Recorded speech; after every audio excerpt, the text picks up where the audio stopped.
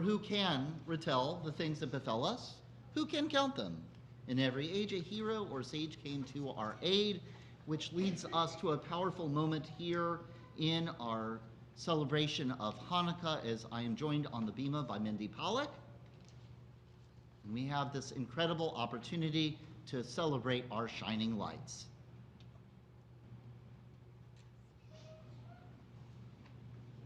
I'm going to lead from here. That's fine, that'll work. Shabbat Shalom and Happy Hanukkah. I'm standing here as I do once a year on Hanukkah to thank our congregation for supporting the religious school. Each year we do a celebration called Shining Lights, and we honor those who make a commitment to Jewish education by sponsoring a candle on our TBS Chanukiah. So this year, we will get right started. I want to thank people. It's in front of me, it's behind me. I want to thank those who stepped forward this year to sponsor a candle. And this should be alphabetical up there, but not exactly the way it's going to happen up here.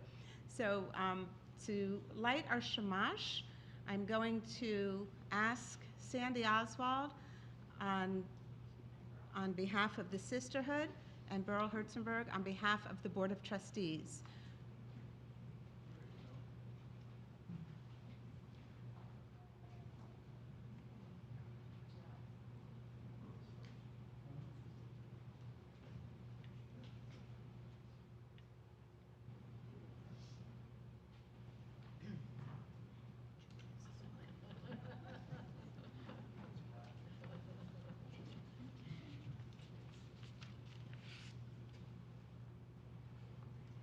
Hanukkah is a heartwarming opportunity for reflection and inspiration.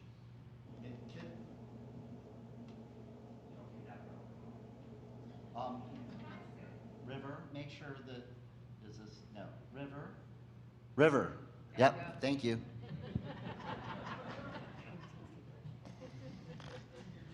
Hanukkah is a heartwarming opportunity for reflection and inspiration.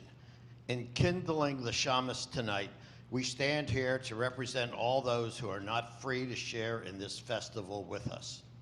We remember the heroes of Israel who gave their lives in the darkness of war and whose light shines in our hearts forevermore. It is both our duty and our privilege to uphold and teach these universal values that we speak of tonight as we kindle each of these festival lights. It is our hope that in speaking these words, we will bring their meaning and their wisdom into our world. We are dedicated to continuing to strive for a world of equality, justice, kindness, and peace. There's a black trigger on the top. You have to push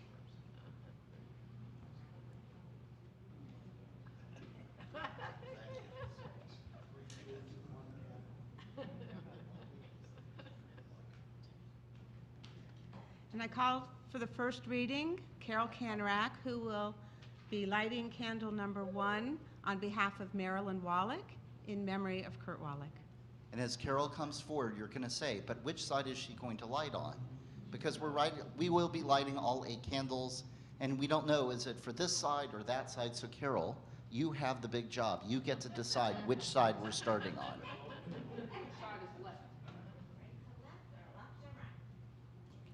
So I am reading this in honor of Kurt Wallach.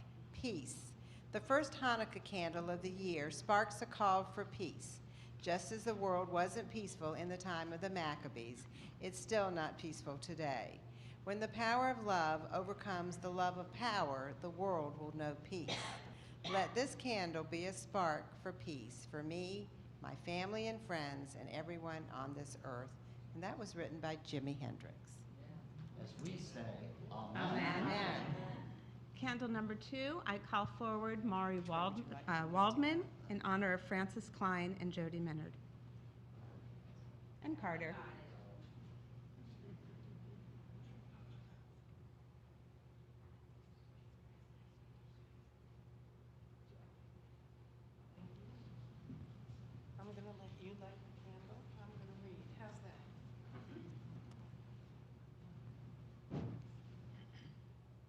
Candle number 2, Carter.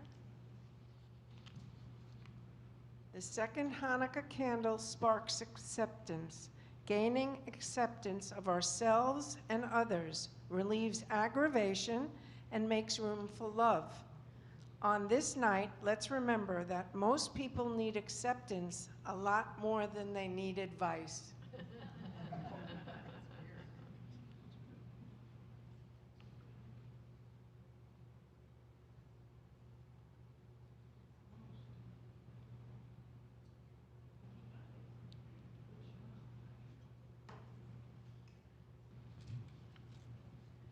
For the next candle, I call forward the Jacobs family, Melinda and Emily.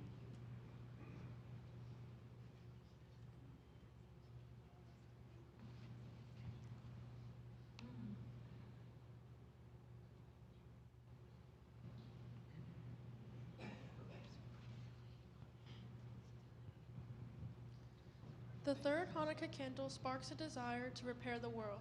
There is so much to do, but what if each of us really considered it our responsibility? There was once a man who stood before God, his heart breaking from the pain and injustice in the world. Dear God, he cried out, look at all the suffering and anguish in your world. Why don't you send help? God replied, I did. I sent you.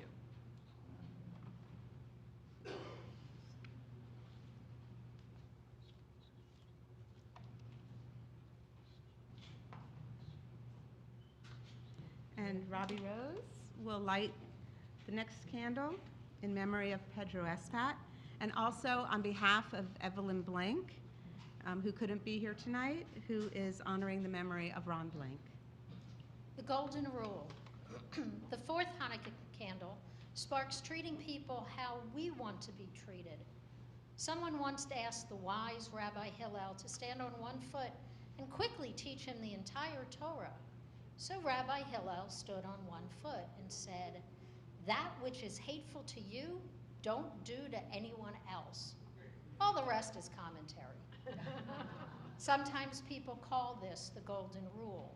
Whatever you want to call it, let's let the fourth candle remind us to treat others as we would want to be treated ourselves. The next candle I will light on behalf of the Match family and the Morse family and Daryl Simsovic, and they weren't able to be here this evening with us.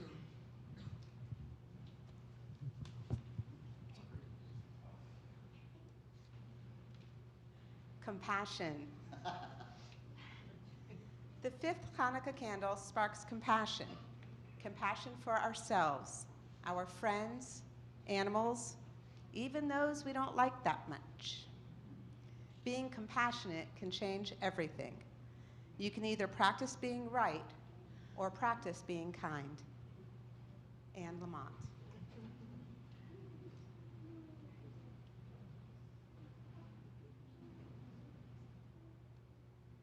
We say, Amen.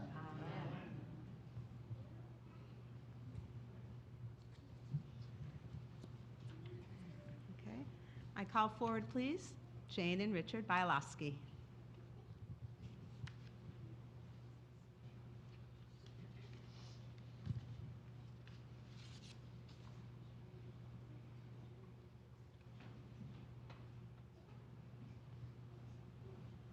Diversity. The sixth candle sparks the importance of honoring how diverse our world is. No one is born hating another person because of the color of their skin, or their background, or their religion, or their sexual orientation, and whom they love. People must learn to hate, and if they can learn to hate, they can learn to love, because love comes more naturally to the human heart. Nelson Mandela.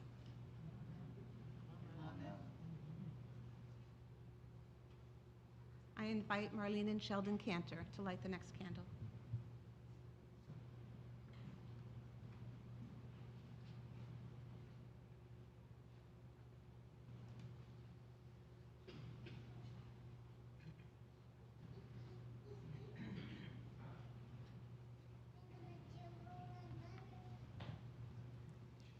Forgiveness is not just for Yom Kippur. The seventh candle sparks forgiveness, which in some cases is wildly difficult to achieve, but it is always worth the effort. The first to apologize is the bravest. The first to forgive is the strongest. The first to forget is the happiest. Anonymous. Amen.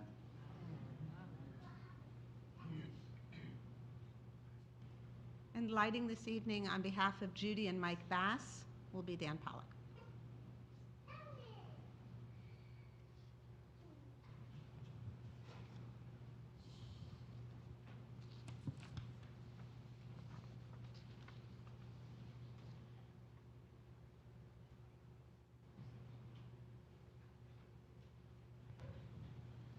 Candle 8, Gratitude. We are at the end of Hanukkah, the big finale. The final 8th candle sparks gratitude. Showing gratitude is one of the simplest yet most powerful things humans can do for each other. Randy Pausch, educator and professor.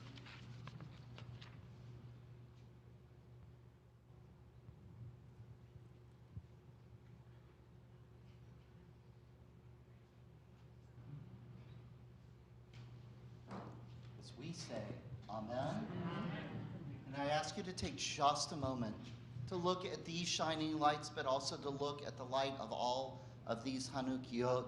This opportunity to find in the darkest time of the year, we're approaching the new moon that is closest to the winter solstice, the darkest time of the year, to look not just at this physical light, but to think about how we bring the light of our spirit, the light of and love of our hearts into our world.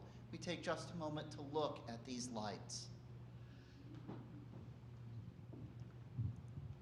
The lights of Hanukkah are a symbol of our hope. In times of darkness, our ancestors had the courage to struggle for freedom. Like the Maccabees, we face a dark time in our world. Let the lights we kindle tonight shine forth for the world to see. May they illuminate our lives and fill us with gratitude for those who came before us, for whose will and courage time and again kept the flame of faith and hope for a brighter tomorrow burning brightly. May these lights also remind us of our own obligations to act as upstanders with word and deed to challenge the darkness in our world today. In this spirit of the Maccabees, let us find and share our light, our strength, and our courage as together we say, Amen. And I truly thank you all for your support. As we all know, our children are our guarantors. We need to teach them well. Amen.